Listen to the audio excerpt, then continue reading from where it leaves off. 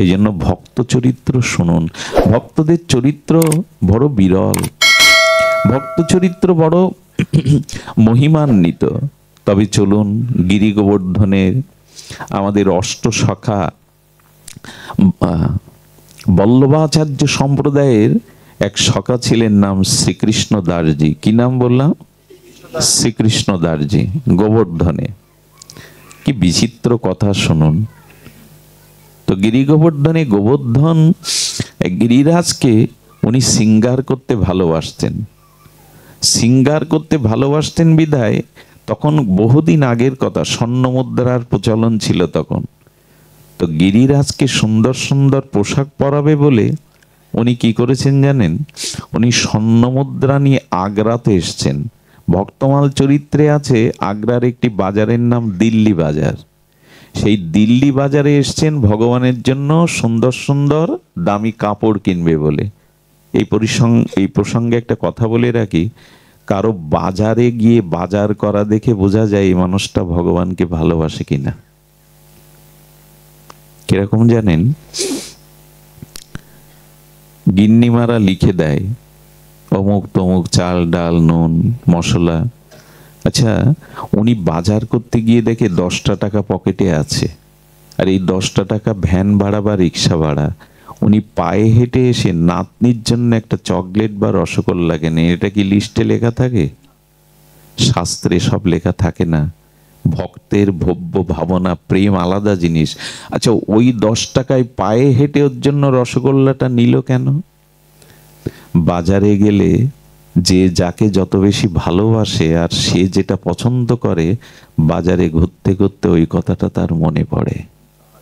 এই জন্য বাজার করা দেখে একটা লোকের বোঝা যায় ভগবানের প্রতি তার কতটুকু ভক্তি আছে। ওই বাজারের মধ্যে মনে পড়বে গোপালের জন্য কিছু নিয়ে যায়, রাধা মাধবের জন্য এই ফলটা নিয়ে যায়। সারা জীবন বাজার করলাম প্যাকেট হাতে, একবারও মনে পড়ে আমার ঘরে নিতাই গৌর আছে, রাধা মাধব আছে, কিছু নিয়ে যায়।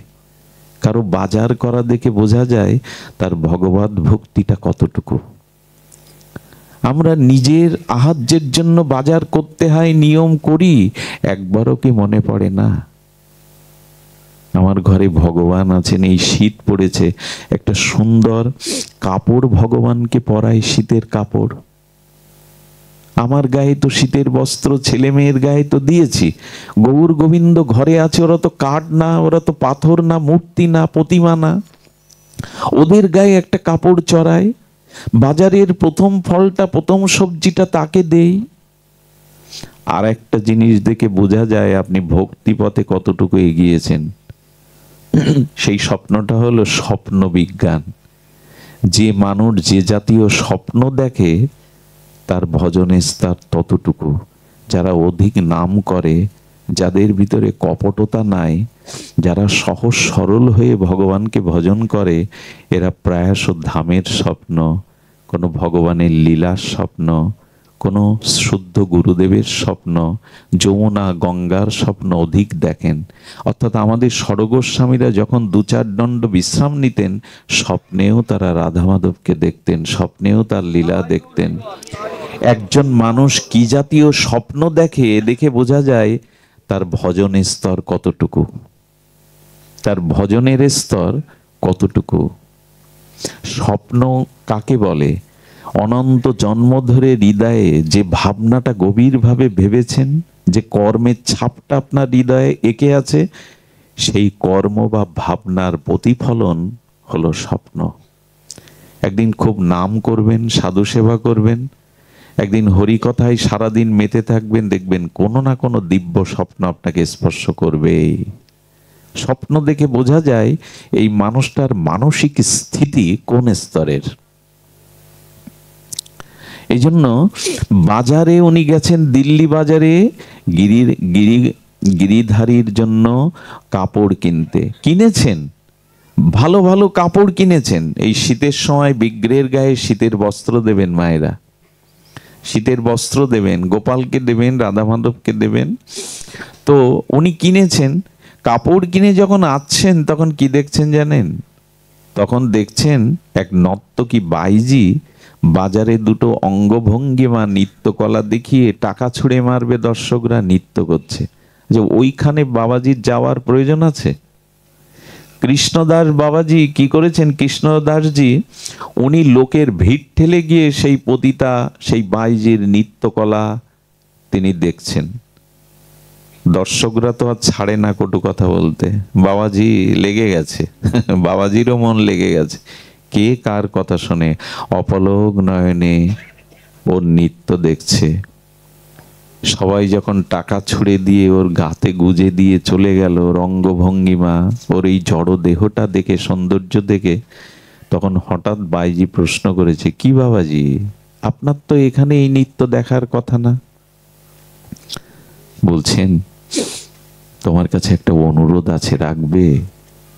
বললেন, আমার কাছে কি অনুরোধ? বললেন, আমার একজন শেঠ আছে, সেই শেঠকে তুমি তোমার এই নৃত্য দেখাবে। নৃত্যটা ভালো লেগেছে, ভালো লাগার কারণে দেখে দেখে মনে করেছেন আমার গিরিধারীকে যদি এ জাতীয় নৃত্য দেখাতে পারতাম তিনি কত আনন্দ পেতেন। একটা কথা বলি, হাতে কারো যদি সুচ থাকে আর পেছনে সুতা থাকে, সুতাটা কি খুঁজে বেড়ায়? সূচের কি খুঁজে বেড়ায়? ছিদ্রটা তো। ভক্তের ভাব কেমন জানেন? যেখানে যে সুন্দরতা সে দেখে, আনন্দকে দেখে, মনে হয় আমার ঠাকুরকে এই আনন্দের ভাগ দিতে পারতাম। সুতো যেমন সূচের ছিদ্রটা অন্বেষণ করে, ওর মধ্যে প্রবেশের চেষ্টা করে। ভক্ত তিনি যিনি সব পরিস্থিতিতেই ভগবান কি করে আনন্দ পাবে সেই চেষ্টা করেন। এই চেষ্টাটাই তার ব্রত। উনি মনে করেছেন এই নৃত্য কলা কৌশল বড় অপূর্ব, যদি গিরিধারীকে এই নৃত্য দেখাতে পারতাম। একবার ভেবেছেন ভক্তের ভাবনা কোন স্তরের? শাস্ত্রে এরকম লেখা আছে, ভালোবাসার ধর্ম দেখুন, প্রেমের ধর্ম দেখুন। ওকে বলছেন, আচ্ছা আমি তোমার শেঠকে নাচ দেখাতে পারি, তোমার শেঠ ধনী তো, আমি কিন্তু অর্থের বিনিময়ে নৃত্য করি। কৃষ্ণদাসজি বলছেন, আমার শেঠের থেকে বড় ধনী এ ব্রহ্মাণ্ডে কেউ নেই। আচ্ছা আগাম তোমাকে আমি 5 স্বর্ণ মুদ্রা দিচ্ছি, চলো আমার সাথে। 5টা স্বর্ণ মুদ্রা হাতে দিল। উনি গোবর্ধনে যখন নিয়ে যাচ্ছেন, কেউ কেউ থুতু ফেলছে, বাবাজির মতিভ্রম হলো, বাইজি নিয়ে এসেছেন গিরি গোবর্ধনে। ওনার মনের কথা কে আর জানবে গো। মন্দিরে নিয়ে যাওয়ার পরে বলছেন, তুমি হাত পা ধুয়ে ভালো করে সেজে এসো, নূপুর টুপুর পরে এসো। নূপুর পরার পরে বলছেন, কই আপনার শেঠ কই, পরিচয় করিয়ে দিন, যে নৃত্য দেখবে, যার জন্য আনলেন আমাকে। মন্দির দুয়ার খুলে দিয়েছে, দুয়ার খুলে দিয়ে বলছেন, ওই আমার শেঠ বসে আছে, ওকে তুমি তোমার নৃত্য দেখাও। বাইজি বলছেন, আপনি কি উন্মাদ, আপনি পাগল? হ্যাঁ, একটা মূর্তি বসে আছে, তার সামনে আমাকে নৃত্য করতে বলছেন? মূর্তি কি কখনো নাচ দেখে? আমি নাচতে পারবো না। আর 5টা স্বর্ণ মুদ্রা দিয়ে বললেন, ফিরে যেও না, আমার শেঠকে তুমি আনন্দ দাও, তাকে নৃত্য কলা দিয়ে খুশি করো। যখন বলছে আমি চললাম, ক্রোধান্বিত হয়ে গেছেন কৃষ্ণদাসজি। ও, তোমার এই রক্ত মাংসের পচাগালা দেহের যারা নরক চিন্তা করে, কুচিন্তা করে তোমার দেহকে উপভোগ করে বাজারে, তুমি তাদের জন্য নাচছো। যার সামনে নাচলে, যাকে আনন্দ দিলে তুমি জীবনে পরম আনন্দ পেতে, জীবন ধন্য হতো, তার সামনে নাচবে না। যেই ক্রোধ করেছেন, পতিটা ওখানে মূর্ছিত হয়ে পড়ে গেছে। সাধুর তেস্ত, ভগবানের শুদ্ধ ভক্তের তেস্ত। যখন ওর চেতনা ফিরল, কি দেখলো জানেন? ভক্তমাল বলছেন, দেখছে গোবিন্দ ত্রিভঙ্গ মুরারি বংশীধারী হেসে হেসে বলছেন, আমাকে আনন্দ দাও, আমাকে আনন্দ দাও, নৃত্য করো তুমি। ভগবান দর্শন দিয়ে দিলেন, সাক্ষাৎ ত্রিভঙ্গ মুরারি, স্মিত হাস্যে মুরলীধারী। সেই তেজ দেখে সেই পতিতা নেচেছিল সারা জীবন, তবে গোবিন্দের জন্য ছাড়া জীবনে আর কোনোদিন সে বাইরে নাচেনি। এটা কে করবে এই কৃপা? একজন বাজারের পতিতাকে, নর্তকীকে শ্যামসুন্দরের কাছে এনে কৃপা করিয়ে দিলেন। ভক্ত এই করুণা করতে পারে, ভক্ত এই করুণা করতে পারে। আপনি যদি কখনো ভক্তের অনুগ্রহ, ভক্তের কৃপা দৃষ্টি আপনার প্রতি পড়ে না, তবে ভগবান আপনাকে আত্মসাৎ করে নেবে, ভগবান আপনাকে আত্মসাৎ করে নেবে। ভক্তমাল চরিত্রে বড় বিচিত্র কথা এসেছে। এসব এই প্রেম বা ভক্তি, এগুলো কোনো নিয়ম বাধা নিয়মে নয়। আপনাদের মনে পড়ে করমাবাইয়ের কথা? এও ভক্তমালে আছে। গ্রন্থটা প্রাতঃস্মরণীয়, বন্দনীয় চরণ। হ্যাঁ, বৈষ্ণব সেবার মূর্তিমন্ত বিগ্রহ ছিল। মুরারি মোহন দাস বাবাজি মহারাজ যখন বঙ্গদেশে আসতেন, আর তো তাকে পাবো না, তিনি বলতেন যার ভজনে গোলমাল আছে সে যেন ভক্তমালটা ঘরে রাখে। এ দেখলেই আপনার সমস্ত গোলমাল মিটে যাবে যদি ভক্তমাল, গ্রন্থ শ্রী ভক্তমালটাকে দেখেন। এটা অপূর্ব কিছু বিচিত্র চরিত্র।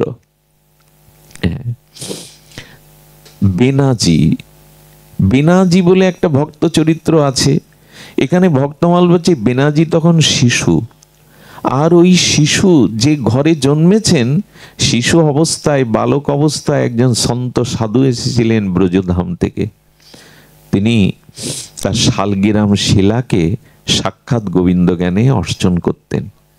ওই বাড়িতে এক সপ্তাহ ছিলেন এই মহাত্মা।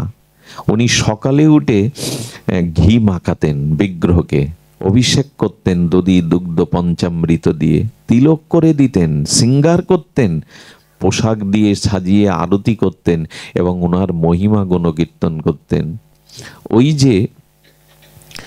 যে বেনাজি, ওই ছোট্ট, ওদের ওই রকম নাম বেনাজি। ওই শুনতে শুনতে, বিগ্রহ দেখতে দেখতে দেখতে মনে ওই বিগ্রহের প্রতি তার অনুরাগ জন্মে গেছে, পরম অনুরাগ জন্মে গেছে। সপ্তদিন বাদে যখন মহন্ত বিদায় নেয়, চরণে পড়ে গেছে। বেনাজি চরণে পড়ে গিয়ে বলছেন, হে সাধু, তোমার ঠাকুরকে আমায় দিয়ে যাও। উনি ভাবছেন শিশু তো, একটু কিছু টাকা, একটু চকলেট, একটু খাবার দিলেই ও বায়না ছাড়বে।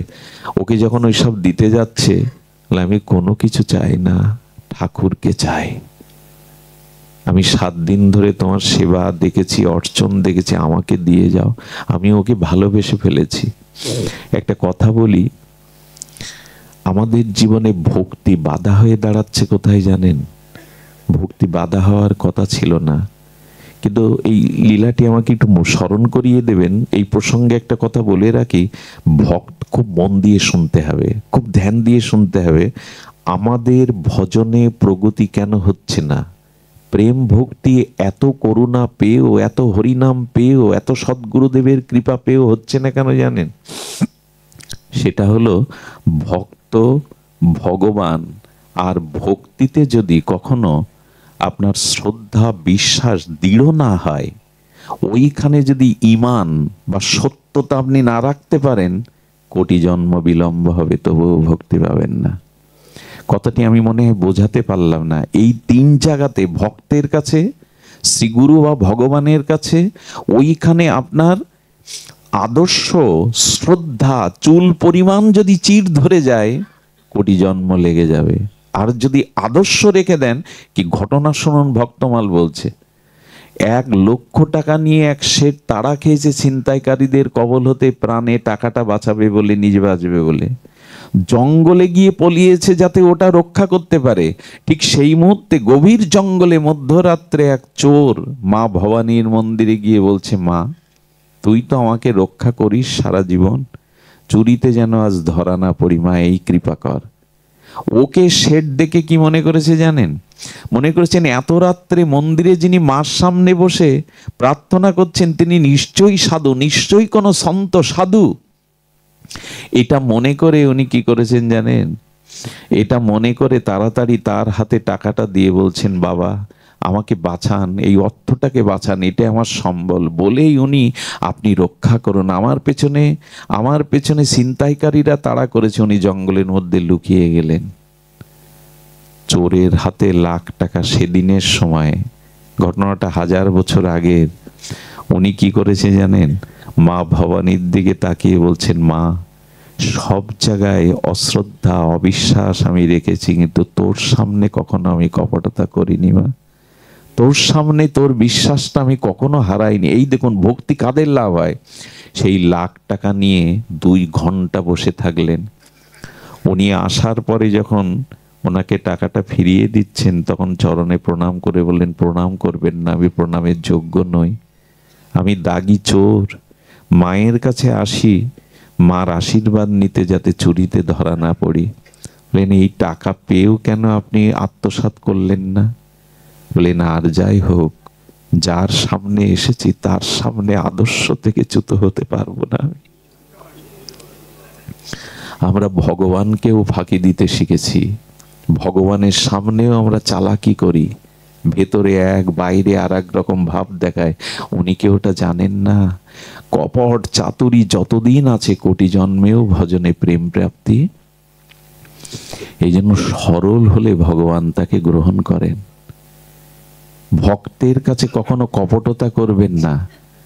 ভক্তের কাছে যদি নিজের দুরাচার বৃত্তিও কখনো তুলে ধরতে হয়, চরিত্রের অন্ধকার দিকও তুলে ধরতে হয়, ওইখানে ফাঁকি দিবেন না। ভক্ত হলো ভক্তবৎসল, করুণা, তারা কারো অপরাধকে গণনা করে না। ভক্তও যেমন ভগবান কারো অপরাধকে লক্ষ্য না করে, আপনার বর্তমানকে দেখে, যে আপনি হরি বলছেন এটাই দেখে, অতীতকে দেখে না। আরে পুতনা বেশ ধরেছে মায়ের, অন্তরে কামনার বিষ, গোবিন্দকে জিঘাংসা হত্যা করবার জন্য কালকুট স্থানে বিষ, বুকে পাপ, আর রূপ ধরেছে মায়ের, কিন্তু কামিনী। এত কিছু নিয়ে যখন গোবিন্দের সামনে গেলেন, গোবিন্দ চোখ বন্ধ করেছিলেন পুতনাকে দেখে। ভাগবত দেখবেন, ভগবান তুমি চোখ বন্ধ করলেন কেন? বললেন, পুতনার হৃদয়ে জিঘাংসা, বুকে বিষ, আর ও নকল মার বেশ ধরে কামিনী রূপ ধরে এসছে।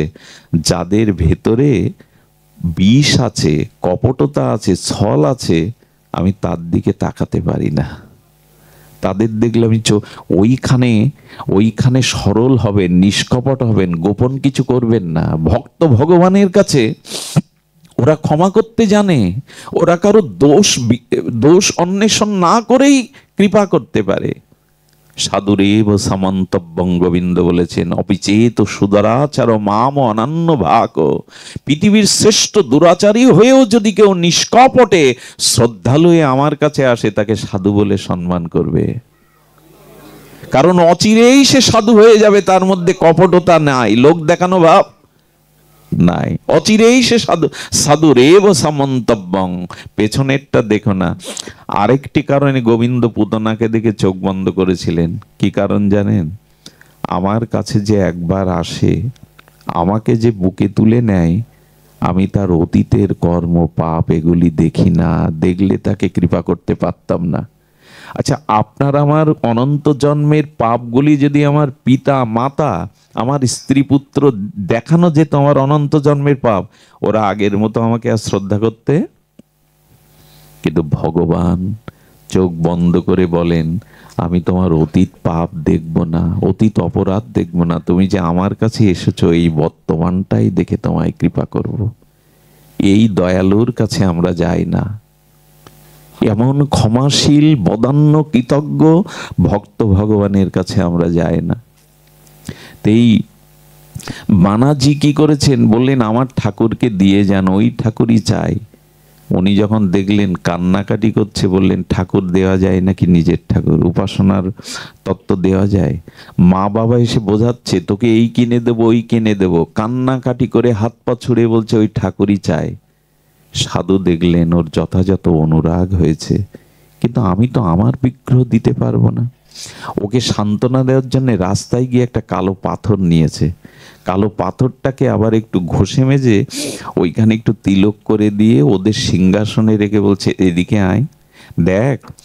আর ওনার ঠাকুরটাকে নিচে রেখেছেন, আর যে 20 আনা পাথরটাকে তিলক করে আসনে রেখেছেন। বলে, দেখ তোর এই ঠাকুরের সৌন্দর্য দেখ, তোর এই ঠাকুর রাজা, আর আমার এই ঠাকুর ওই ঠাকুরের প্রজা, দাস। শিশুকে তো বোঝাতে হবে। তো ওই তিলক করা দেখে, সিঙ্গার করা দেখে বলছেন, আমার ঠাকুরও তো সুন্দর, আমার ঠাকুর রাজা, তোমার ঠাকুর প্রজা। বলে, আমি রাজাই নেব, সাধু বললেন, হ্যাঁ, কৌশলটা কাজে লেগেছে। ওকে দিয়ে গেল, দিয়ে তো গেল। এই দেখুন কারা ভগবান পায়। ও তো শাস্ত্রবিদ্যা জানে না, ও তো নিয়ম নীতি সদাচার জানে না। সেই দিন থেকে শুরু হলো ভগবানের প্রতি অকৃত্রিম নিষ্কপট ভালোবাসা। কি করে জানেন? লাল তিলক দেবে বলে, আলতা পরা দেবে বলে বাচ্চারা ওই যে কাঠের খড় গুঁড়ো ওইটা পেষণ করে, করে জল দিয়ে রক্তাক্ত পানা লাল করে তিলক দেয়, বনের ফুল দিয়ে দেয়। চললো এমনি করে তার নিষ্কপট ভালোবাসা। কিছুদিন পরে ভোগ লাগাতে শুরু করলো। ভোগ লাগিয়ে ছোট পর্দা দিয়ে এপারে বসে থাকে। ঠাকুর, তুমি তো কারো সামনে খাও না, আমি পর্দা দিয়ে দিয়েছি, এবার খাও। কয়েকদিন ঘরে গিয়ে দেখে প্রসাদের থালা সেই প্রসাদই আছে, খায় না। তখন চিন্তায় পড়ে গেল, আমার ঠাকুর খায় না কেন, আমার ঠাকুর কেন প্রসাদ নেয় না? একদিন সরাসরি ভোগের থালা দিয়ে বলছে, দেখো ঠাকুর, আমি তো শিশু, আমি মন্ত্র, আমি তন্ত্র তেমন কিছু জানি না, তবে এইটুকু বলি, তুমি খাও। তুমি যদি না পাও না, তবে শুনে রাখো, আজ থেকে আমিও জল আহার ছেড়ে দিলাম। ওইটুকু ছেলের মধ্যে ওই পাথরের বিগ্রহকে অনুরাগ জন্মে গেছে, ভালোবাসা জন্মে গেছে। গোবিন্দ তখন চিন্তা করলেন, ওর মধ্যে তো কপটতা নেই, ওর মধ্যে তো ছল নেই, এই ভালোবাসাটাই উনি হাত পেতে চান মানুষের কাছে, জীবের কাছে। নিষ্কপট ভালোবাসা আমায় দাও। ওইটুকুর কাঙাল আমি। যেই 2 দিন না খেয়ে পড়ে রয়েছে, হঠাৎ ও তো মন্দিরের মধ্যে ভোগ লাগিয়ে পড়ে থাকে, দেখছে যে আঙুল চুষলে, আস্বাদ্য বস্তু চুষলে যেমন একটা শব্দ হয় না, চপচপ করে, এরকম শব্দ হচ্ছে। শব্দটা শুনেই তাকিয়ে দেখে ও যা দিয়েছিল সেইগুলো গোবিন্দ চেটে চেটে পাচ্ছে, আর শব্দটা হচ্ছে। ও, তবে তোমার করুণা হলো, তবে তোমার দয়া হলো, কষ্ট দিতে ভালো লাগে, তাই না? সেই দিন থেকে গোবিন্দের সাথে তার সখ্যতা শুরু হলো। ওই বিগ্রহকে নিয়ে ও গাভী রাখতে, গোপাল পালন করে, গরু রাখতে যায়, ওকে নিয়ে যায়, বটের ছায় বসিয়ে রাখে। রাখতে রাখতে এমন হলো, ভগবান প্রকট হয়ে যান ওর ভালোবাসায়। শিশুরূপে বলে, দেখো, তোমার যখন ইচ্ছা করবে আমাকে দেখতে, আমাকে ডাকবে, প্রকট হয়ে যান। একদিন বলছে, শোনো, সারা দিন তুমি গরু চড়াও, দায়িত্বটা আমায় দাও না। আমি গল্প শোনাতে বসিনি আপনাদের। ভক্তমালজি বলছেন, প্রকট হয়ে গোবিন্দ বলে, তুমি পারবে?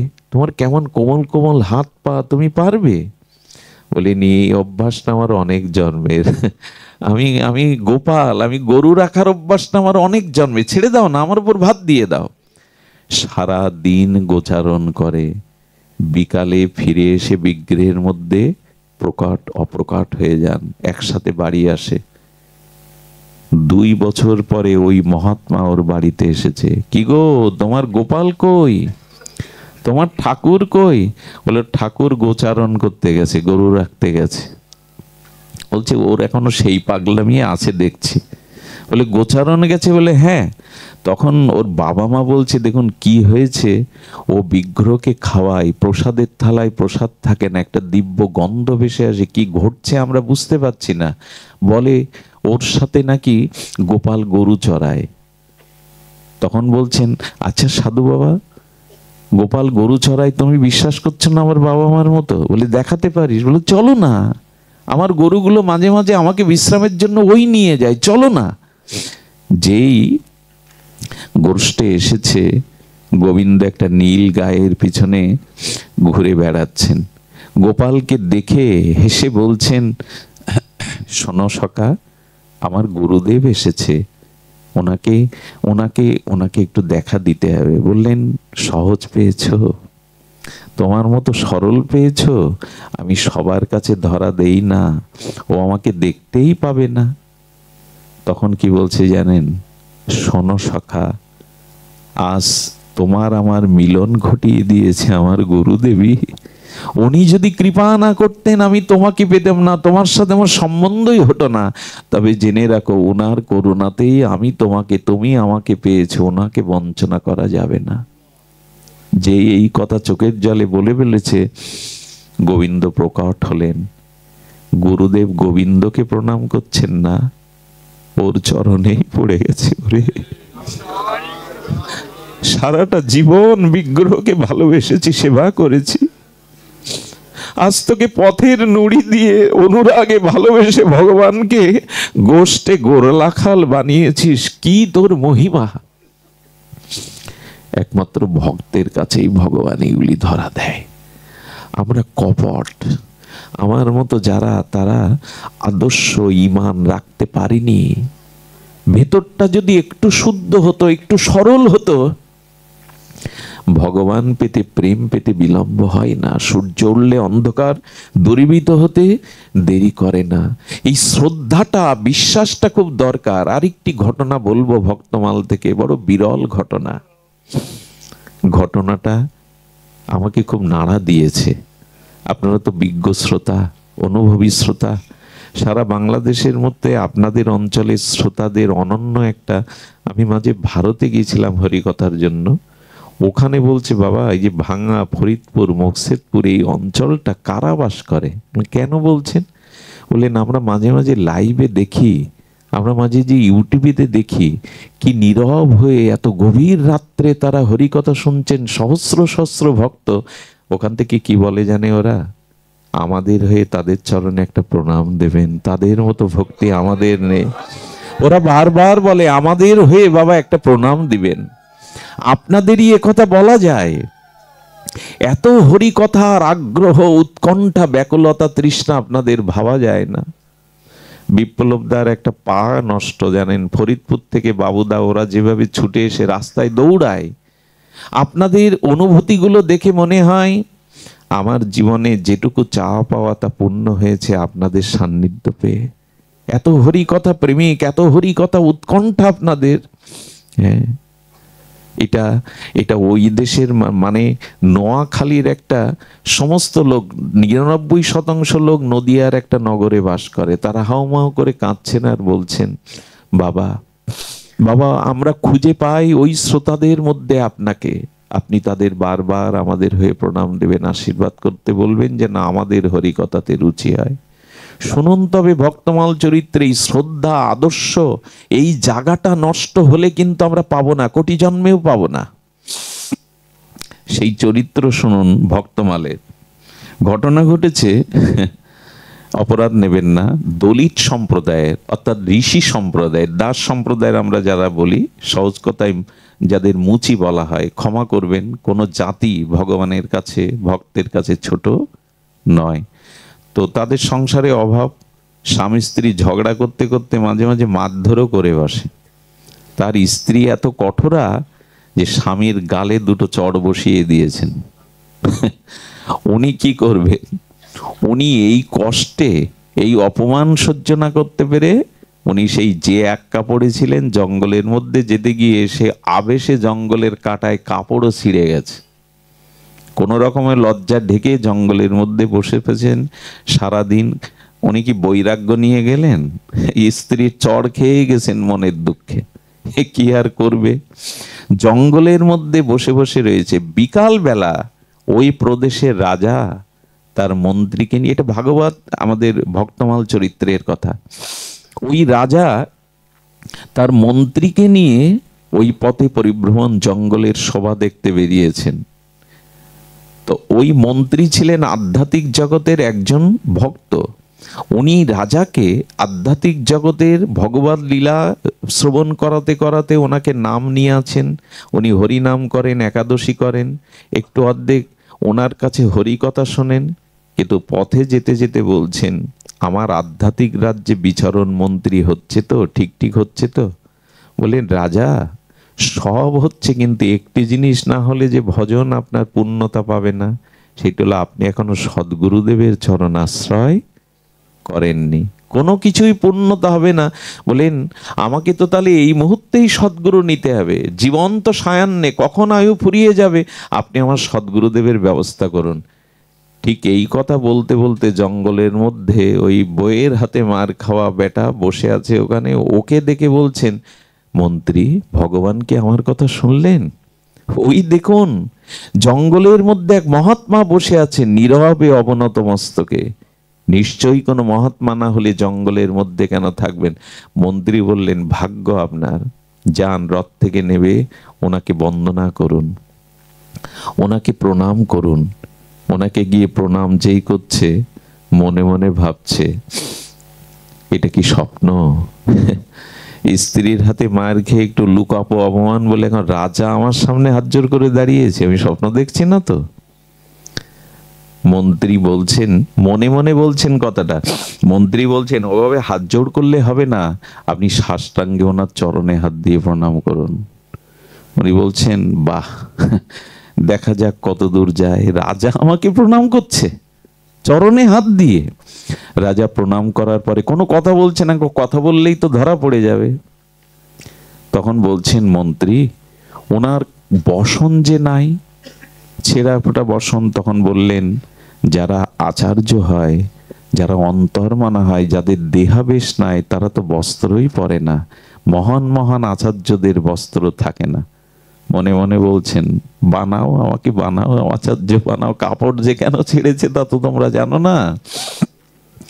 এরপরে বলছেন, প্রভু আমি আপনার চরণ আশ্রয় করতে চাই, আমি গৌর গোবিন্দের ভজন চাই, কৃপা করুন, আমাকে চরণে কৃপা করে আশ্রয় দিন। মনে মনে বললেন, এ সুযোগ বা কেন ছাড়বো? কথা বলছেন না দেখে মন্ত্রীকে বলছেন রাজা, উনি তো কথা বলেন না। মন্ত্রী কি বলল জানেন? যারা খুব উচ্চাঙ্গের সাধু হয় তারা মৌন থাকে, সহসা কথা বলে না। উনি অনেক উচ্চাঙ্গের মহাত্মা, আপনার ভাগ্য রাজা। কান বাড়িয়ে দিলেন, কি বলল ওই জানে। রাজা শ্রদ্ধা করে গুরুরূপে বরণ করে রথে তুললেন, রাজবাড়িতে এনে তাকে অভিষেক করালেন, তার চরণ বন্দনা করলেন, আরতি করে ঘরে রেখেছেন। 3 দিন ধরে ঘরের থেকে বেরোবে কি করে? বইয়ের হাতে মার খাওয়া লোক গ্রামে বেরোবে কি করে? কথা বললে ধরা খেয়ে যাবে। প্রসাদ পাচ্ছেন, বসে বসে মৌন থাকেন। রাজকুমারী 3 দিন ধরে লক্ষণ দেখে ওর শ্রদ্ধা এসে গেল, ইনিই তো প্রকৃত রাজ। পুরীতে ওনার কোনো অভিপ্রায় দেখছি না, নীরব অন্তর্মনা। রাজাকে বললেন, বাবা আমিও ওনার চরণাশ্রয় করতে চাই। কুমারী দীক্ষা নিলেন, রাজকুমারী দীক্ষা নিলেন। দীক্ষা নেওয়ার পরে বেশ 15 দিন চলল, 2 সপ্তাহ। ওনার প্রতি এত শ্রদ্ধা, রাজার থেকে রাজকুমারীর কোনো গল্প নয়। শুনুন, অপেক্ষা করছে আমাদের জন্য সেই সংবাদ। এই কুমারী তাকে সদ্গুরু ভগবানের আসনে বসিয়ে, সদ্গুরু প্রকট ভগবান, অপ্রকট ভগবানের থেকে প্রকট গুরুদেবের প্রতি তার অধিক শ্রদ্ধা, গুরু সেবা, গুরু সমস্ত বন্দনা প্রণাম সেবা সে নিবিষ্ট চিত্তে করতে লাগলো। কিন্তু রাজার একটা প্রস্তাব আসলো। বললেন, শ্রী গুরুদেব, আমি আমার যে রাজ্যের নগরটা আপনাকে একটু ঘোরাতে চাই, আপনি কৃপা করে যদি রথে উঠতেন, আমি মন্ত্রীকে নিয়ে আপনাকে আমার নগরটা একটু, আপনার দৃষ্টি পড়লেই তো আমার নগরের মঙ্গল হবে। নীরবে রথে উঠলেন। অপেক্ষা করছিল ওই দিন। বউ দেখতে পেয়েছে রথের উপরে আমাদের ওই লোকটা না, ও দৌড়াতে দৌড়াতে রাস্তায় এসে দাঁড়িয়েছে, হাতে একখানা লাঠিও নিয়েছেন। বেটা 15 দিন খোঁজ খবর নাই, ঘরে আমাকে এইভাবে রেখে। রথে যখন দেখেছে, বলে বারে রাজার রথে এই পোশাকে, রাজা, রাজা মশাই দাঁড়ান, আমার একটা নিবেদন শুনুন। কে কার কথা নেই, দৌড়াতে দৌড়াতে রথের সামনে হাত দাঁড়িয়ে, আপনি রাজা, ন্যায়পাল, আমাকে উপেক্ষা করতে পারেন না, আমি আপনার প্রজা, আমার একটা নিবেদন অন্তত শুনুন, ন্যায় বিচার করুন। কি বিচার তোমার? বলে, ওকে ঘাট ধরে আগে নাবান। 15 দিন সংসারের খোঁজ নেই, লুকিয়ে আছে আমার হাতে মার খেয়ে, ওকে আগে লাবান। তখনও নীরব, কিছু তো বলার নেই। রাজা একবার ওনার স্ত্রীর দিকে, একবার গুরুদেবের দিকে তাকাচ্ছেন। গুরুদেব, উনি আপনার স্ত্রী, উনি যা বলছেন তা সত্য, কি বলবে? কথা না বাড়িয়ে রথ থেকে নেবে স্ত্রীর পেছনে পেছনে যেতে লাগলেন। রাজা বড় ব্যথা পেলেন।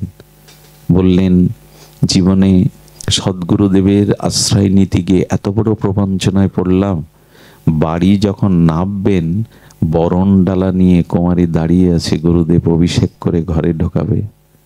বাবা, শ্রী গুরুদেব কোথায়? বললেন আর একবারও তার নাম নেবে না। শ্রী গুরুদেব কোথায় দাস, কোথায় বইয়ের হাতে পিটানি খাওয়া অভদ্র বাবা, দ্বিতীয়বার যদি আপনি গুরুদেবের নামে কিছু বলেন আমি আপনার কন্যার থেকে চ্যুত হয়ে যাব, পরিচয় দেব না যে আমি আপনার কন্যা। দেখুন শ্রদ্ধা কি করতে পারে। আদতেও হলো এই শ্রদ্ধা, এখানে কপটতা রাখেন না। শ্রদ্ধা যদি দৃঢ় হয়, ভক্তমাল প্রমাণ দিচ্ছে তার জীবনে কি হয় দেখুন। দ্বিতীয়বার যদি শ্রীগুরু সম্পর্কে আপনি কোনো উক্তি করেন, আমি আপনার কন্যার পরিচয়ে জীবনে আর দেব না, আমাকে ফিরিয়ে এনে দিন, আমার ভগবানকে, আমার গুরুদেবকে আপনি ফিরিয়ে এনে দিন। আরে তোকে কি করে বোঝাবো, গুরু হওয়ার যোগ্য নয়। ঘরে দোদ দিয়ে মেয়েটি বলল, পিতা শুনে রাখুন, আজ থেকে জলান্ন ছেড়ে দিলাম, যতদিন শ্রী গুরুদেব না আসবে ততদিন আমি অন্য জল গ্রহণ করব না। একদিন 2 দিন ঘরে বসে বসে শুধু কাঁদেন, গুরুদেব সবাই আপনাকে চিনতে পারেনি, শ্রদ্ধা রাখুন, যাকে পেয়েছেন সেই গুরুদেবের চরণে শ্রদ্ধা রাখুন। বলছেন যে আমি আপনি না হলে জীবনই রাখবো না। 5টা দিন জলান্ন ধুলায় ধূসরিত, আর জলান্ন না পেয়ে কাঁদছেন, ভগবানের আসন টলে গেল। এই ভক্তিতেই শ্রদ্ধাই তো ভগবানের আসন টলে। ভগবান বৈকুণ্ঠে এসে বলছেন, ওঠ মা, উঠে জলান্ন নিয়ে নে, আমার গুরুদেবকে সেবা না দিয়ে আমি নেব না। আপনি কে? বলে আমি বৈকুণ্ঠ বিলাস মূর্তি শ্রী ভগবান। বলেন আপনি এসেছেন, কিন্তু আমার প্রয়োজন যে আমার শ্রী গুরুদেবের, আপনি ওনাকে আমার কাছে এনে দিন। ভগবান, একটা কথা বলি, গুরুদেব যদি আপনার গলায় 2 পেজ তুলসীর মালা দিয়ে দেয়, আচ্ছা শ্রীকৃষ্ণ যদি কখনো আপনার সামনে এসে বলে 3 পেজ দিতে হয়, তুমি 3 পেজ দাও, আপনি কি বলবেন জানেন? উপযুক্ত গুরু নিষ্ঠাপরায়ণ ভক্ত কি বলে জানেন? হে ভগবান, আপনি আপনার জায়গায় থাকুন, গুরুদেবের বাইরে 1 বিন্দু আমি আপনার আদেশ পালন করতে পারবো না। এই হলো গুরুনিষ্ঠ ভক্তের কথা। ভগবান এদের প্রতি সন্তুষ্ট হয়। যার গুরুনিষ্ঠা নেই, ভগবানের কৃপা হতে সে বঞ্চিত। কে দেবে প্রেম, কে দেবে ভক্তি, কে ভব সংসার পার করবে? শ্রী গুরু মহারাজই। মেয়েটার কান্না দেখে তখন বলছেন আর উপায় নাই, স্বয়ং ভগবানকে যেতে হলো তার বাড়িতে। এত শ্রদ্ধা যদি নষ্ট হয়, আমার শাস্ত্রের বাক্য মিথ্যা হয়ে যাবে। তাকে নিয়ে এসে বলছেন, মা তোর গুরুদেবকে এনেছি, তোর যে শ্রদ্ধা ভক্তি, চল মা, নিত্য লোকে চল, বৈকুণ্ঠে চল। ভগবান যেতে পারি যদি আমার গুরুকে সাথে নিতে দেন, তা না হলে আমি যাব না। আমার শ্রী গুরুদেব যদি সাথে যায় আমি যেতে পারি। ভগবান বললেন, ধন্য তুমি, এমন শিষ্য পেয়েছো শ্রদ্ধালু, চলো তুমি আমার সাথে। তখনই ও মুখ খুলল, তখনই বলছেন আমিও যেতে পারি, আমার স্ত্রীকে যদি আপনার সাথে নেওয়ার অনুমতি দেন। একজনের শ্রদ্ধা কোথায় নিয়ে যেতে পারে এটা গল্প নয়, ভক্তমাল চরিত্রে সাক্ষ্য দিয়েছেন। এই জন্য আপনাদের নিবেদন করি, ভগবান ভক্তের মাঝে সত্যতা, শ্রদ্ধা, দৃঢ়তা নষ্ট করবেন না। আমরা বড় রং বদলাই জানেন, আমরা বড় কপট হয়ে যাই, আমাদের ভেতরে বাইরে 2 রকম করে বসে। এই জন্য দেরি হচ্ছে, তা নাহলে দেরি হওয়ার কোনো কথাই নয়। ভক্তি জগতে বিন্দু মাত্রও দেরি হওয়ার কথা নয়। এখানে শুধু শ্রদ্ধার অভাব। সত্যতা, আদর্শকে ধরে রাখুন, দেখবেন ওইখানে সবই সম্ভব। করমাবাইয়ের কথা বলেই পাঠ বিশ্রাম করি। করমাবাই, করমা নামটি বড় বিচিত্র। ইনি জগন্নাথ মন্দিরে একদা গিয়ে দেখেন, জগন্নাথের মন্দিরে বালভোগটা একটু দেরিতে হয়।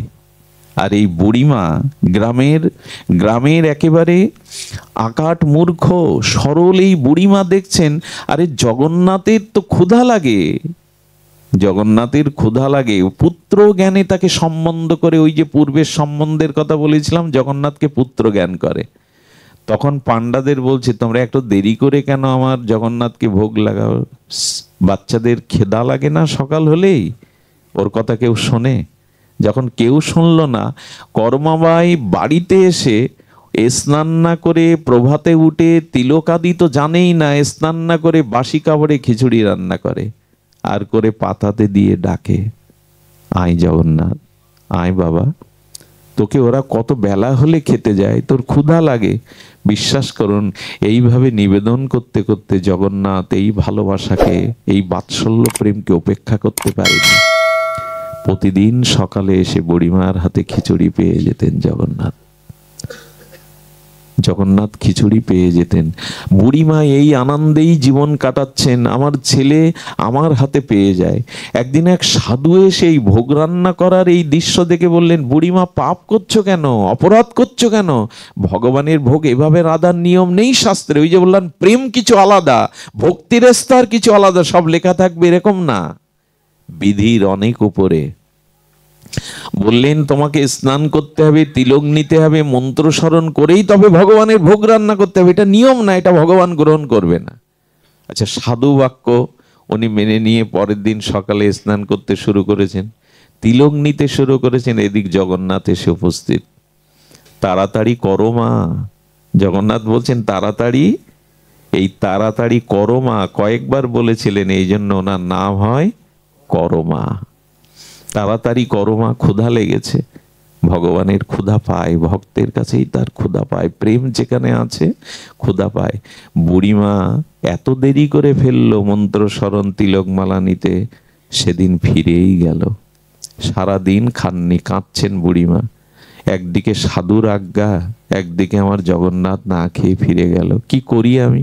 এই ব্যথা যখন ভক্তের মনে উঠল, জগন্নাথ পান্ডাকে দিয়ে বলছেন, ওই সাধুর বাড়ি যাও, গিয়ে সাধুকে প্রশ্ন করো যে গর্ভধারিণী মা সকালে উঠে সন্তানকে দুধ খাওয়ানোর জন্য, তাকে খাওয়ানোর জন্য তাকে স্নান মালা তিলক করা লাগে, বলে আসো তো ওকে।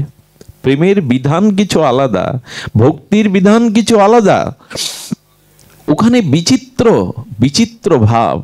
যখন সাধুকে বললেন, সাধু করজোরে ক্ষমা চেয়েলেন, ক্ষমা করে দে মা, আমি বুঝতে পারিনি তোর প্রেমের স্তর, তোর ভক্তির স্তর, ক্ষমা করে দে মা। আবার শুরু হলো। মাসখানি পর জগন্নাথের মন্দির দুয়ার খোলা হলো। পান্ডারা দেখলো জগন্নাথ ফুপিয়ে ফুপিয়ে কাঁদছে। ওটাকে দারু বিগ্রহ ভাববেন না, কাঠ ভাববেন না। 30 লক্ষ লোক কি তাকে এমনি দেখতে যায়, যার চোখ বড় বড় হাত পা নেই? লক্ষ লোক প্রতিদিন যায় কি এমনি? উনি সাক্ষাৎ কলিযুগে, সাক্ষাৎ জগন্নাথ। আজও কথা বলে, আজও চেয়ে খায়, আজও ভক্তের সাথে তার ভাব বিনিময় হয়। ওইভাবে যখন জগন্নাথ কাঁদছে, পান্ডা বলছে, প্রভু প্রভু কে তোমায় ব্যথা দিল, কেন কাঁদছো তুমি, তোমার চোখের জল প্রভু কেউ সহ্য করতে পারবে না, কে বলো তুমি? কাঁদতে কাঁদতে বলল, আমার মা মারা গেছে, আমার করমা ভাই আজ সকালে নিত্যলোকে চলে গেছে। বলো না, কে আমাকে সকালে আদর করে প্রসাদ পাবে?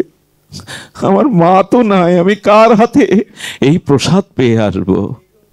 সেই দিন থেকে পুরীতে বালভোগে খিচুড়ির ব্যবস্থা হয় সকালে। সেই দিন থেকে করমা বায়ের নামে, আজও তার নামে এটা দেয়া হয়। এই যে তারাপীঠের নাম শুনেছেন না, সিদ্ধ মাতৃপীঠ, এখানে বামাখ্যাপা তারামাকে বড় মা বলেই জানতেন ছোটবেলা থেকে। একদিন প্রস্রাব লেগেছে, মন্দিরেই প্রস্রাব করে দিয়েছে দাঁড়িয়ে, আর মন্দিরের সেবকবৃন্দ গলা ধাক্কা দিয়ে বের করে দিয়েছে। অনাচারী কোথাকার মন্দিরে প্রস্রাব করে, কে জানবে যে বামাখ্যাপার মায়ের প্রতি কি সম্বন্ধ? 3 দিন না খেয়ে তারাপীঠের এক কোণে পড়ে আছে বামা। এদিকে পূজারী 3 দিনের পর যখন ভোগ লাগাতে গেছে, তারা মা বললেন, আমি বড় ক্ষুধার্ত, আমি 3 দিন কোনো প্রসাদ পাইনি। মাকে প্রশ্ন করা হলো, কেন? বললো, আমার বামা 3 দিন কিছু পায়নি, বামা না পেলে তো আমি পাবোই না। বললেন, মা ও অনাচারী, ও শাস্ত্র জানে না, তোমার মন্দিরেই উপচ্ছাপ করে দিয়েছে, ওকে রাখা যায় মন্দিরে? ওরে, মায়ের কোলে সন্তান প্রচ্ছাপ করলে বুঝি মা অপবিত্র হয়? ও তো আমার ছেলে, ও এখনো শিশু, আমার কাছে ও আমার সন্তানই, ওর দোষ দেখিস না। সেই দিন থেকে তারাপীঠে কি নিয়ম হয় জানেন? আগে বামাকে ভোগ লাগাতে হবে, তারপরে মা পাবে। ভক্তির জগৎ কিছু আলাদা। এই জন্য নিবেদন করি, কটা দিন বাকি আছে কারো আমাদের জানা নেই, আসুন না একটু শ্রদ্ধা বিশ্বাস নিয়ে তাকে ভালোবাসি। আর ভগবানের প্রতি প্রেম ভক্তির মূলেই আছে ভক্ত অনুগ্রহ, ভক্ত কৃপা। তিনটে জিনিসে আজ থেকে নিষ্কপট ভাবে, দৃঢ়ভাবে এই তিনটে জিনিস কোরআন। যদি কোরাতে পারেন নিষ্কপট ভাবে, ভাগবত বলছেন, ভক্তমাল বলছেন আপনাদের ভক্তি হবেই। সে তিনটি কথা চৈতন্য চরিতামৃতে বড় আদর করে কবিরাজ কৃষ্ণ গোস্বামী লিখেছেন। ভক্ত পদধূলি, ভক্ত পদজল, আর ভক্ত ভুক্ত উচ্ছিষ্ট। এই তিনেই ভক্তি হবে, এছাড়া ভক্তি কেউ কখনো পায়নি। ভক্ত পদধূলি, ভক্ত পদজল, ভক্ত ভুক্ত উচ্ছিষ্ট, এই তিনই হলো সাধনার মহাবল। এই তিনটি হলো ভক্তি প্রাপ্তির একমাত্র উপায়। শ্রদ্ধার সহিত আজ আমরা এখানেই হরিকথা বিশ্রাম রাখছি, এই তিনের প্রতি শ্রদ্ধা রেখে। আগামী অনুষ্ঠানগুলো সুমঙ্গল সার্থক হোক এই প্রার্থনা করে আজকের মতো হরিকথার এখানেই বিশ্রাম। শ্রী গুরু প্রেমানন্দে গৌর হরি বল। জয় রাধে, জয় রাধে।